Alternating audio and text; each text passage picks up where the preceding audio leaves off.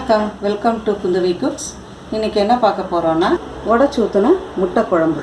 அதுக்கு தேவையான பொருட்கள் 4 முட்டை, அதை கழுவி தொடச்சி எடுத்து வச்சுக்கோங்க. மீடியம் சைஸ் வெங்காயம் 2, கொஞ்சம் கருவேப்பிலை, கொஞ்சம் கொத்தமல்லி தழை, தேங்காய் 1/2 கப்பு, கசகசா 1/2 டீஸ்பூன். இதையெல்லாம் எண்ணெய் கொஞ்சம் ஊற்றி வதக்கிக்கிங்க. வதக்கிட்டு இறக்க போகும்போது 1/2 கப்பு துருவன தேங்காய் அதையும் போட்டு ஒரு வதக்கி எடுத்து ஆற வச்சு எடுத்து வச்சுருக்கேன். இதை அரைக்கணும். 1 டேபிள் ஸ்பூன் சோம்பு, 1 டேபிள் ஸ்பூன் சீரகம், 1/2 டேபிள் ஸ்பூன் மிளகு, இதையெல்லாம் பொன்னிறமாக வறுத்து எடுத்து வச்சுருக்கேன். இதையும் பொடி பண்ணி எடுத்து வச்சுக்கணும். தாளிக்கு தேவையான பொருட்கள் சிறிதளவு பட்டை, 1 கிராம்பு, 1 பே லீஃப், கருவேப்பிலை, வெங்காயம் மீடியம் சைஸ் 2 பொடியாக கட் பண்ணி வச்சுருக்கேன். தக்காளி 1, அதை பியூரியாக அடித்து வச்சுக்க போகிறேன். துருவன இஞ்சி பூண்டு விழுது 1 டேபிள் ஸ்பூன், குழம்பு மிளகாய்த்தூள் 4 டீஸ்பூன், மஞ்சத்தூள் 1/4 டீஸ்பூன். கடாயில் எண்ணெய் 3 டேபிள் ஸ்பூன் ஊற்றிருக்கேன். இப்போ எண்ணெய் காஞ்சிருச்சு. பட்டை, கிராம்பு, பிரிஞ்சி இலை,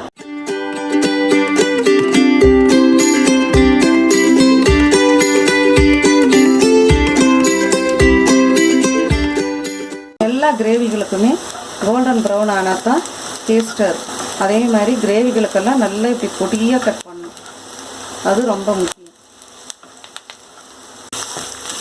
வெங்காயம் நல்லா வதங்கிடுச்சு. இஞ்சி பூண்டு விழுது அதை போட்டு பச்சை வாசம் போகிற முடிய அதை வதக்கிக்கணும். அடுத்தது அந்த பியூரியோட மஞ்சத்தூள், குழம்பு மிளகாய் தூள் எல்லாம் போட்டு அரைச்சிட்டேன். பச்சை வாசம் போகணும், மணம் வரும் உங்களுக்கு. இப்போ இதெல்லாம் வதக்கி வச்சு அரைச்சிருக்க அந்த மசாலாவை இதில் ஊற்ற போடும்.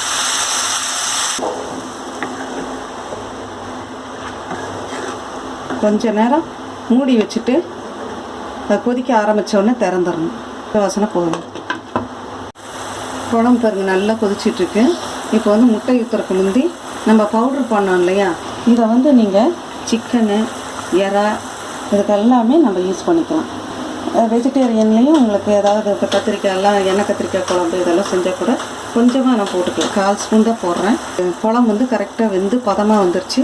இப்போ அடுப்பு இறக்கி விட்டுட்டு இப்போ முட்டை ஒன்றொன்னையும் கப்பில் எடுத்து ஊற்றிட்டு போடணும். எதுக்கு இப்படி பண்ணுறோம் அப்படின்னா, சப்போஸ் கெட்டிருந்ததுன்னு வைக்கிறேன் தெரியாது.